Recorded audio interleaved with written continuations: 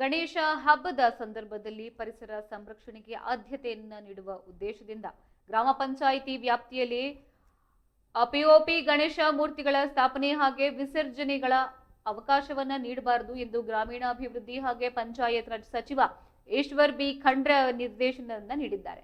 ಪರಿಸರ ಸ್ನೇಹಿ ಬಣ್ಣರಹಿತ ಮಣ್ಣಿನ ಗಣೇಶ ಮೂರ್ತಿಗಳನ್ನ ಪೂಜೆ ಹಾಗೆ ವಿಸರ್ಜನೆಗೆ ಮಾತ್ರ ಅವಕಾಶವನ್ನ ಕಲ್ಪಿಸುವಂತೆ ಅಧಿಕಾರಿಗಳಿಗೆ ಸೂಚಿಸಿರುವ ಸಚಿವರು ಪಿಒಪಿ ಮೂರ್ತಿಗಳ ತಯಾರಿಕೆ, ಸಂಗ್ರಹ, ಸಾಗಾಟ ಹಾಗೆ ಮಾರಾಟಕ್ಕೆ ಕಟ್ಟುನಿಟ್ಟಿನ ನಿಯಂತ್ರಣ ಹೇರೋಕೆ ಆದೇಶಿಸಿದ್ದಾರೆ. ಇನ್ನು ರಾಸಾಯನಿಕ ಬಣ್ಣಗಳು ಹಾಗೆ ಭಾರ ಲೋಹಗಳನ್ನು ಒಳಗೊಂಡಿರುವ ಪಿಒಪಿ ಮೂರ್ತಿಗಳ ವಿಸರ್ಜನೆಯಿಂದ ಕೆರೆ, ನದಿ ಸೇರಿದಂತೆ ಜಲಮೂಲಗಳು ಕಲುಷಿತವಾಗ್ತಾ ಇದೆ.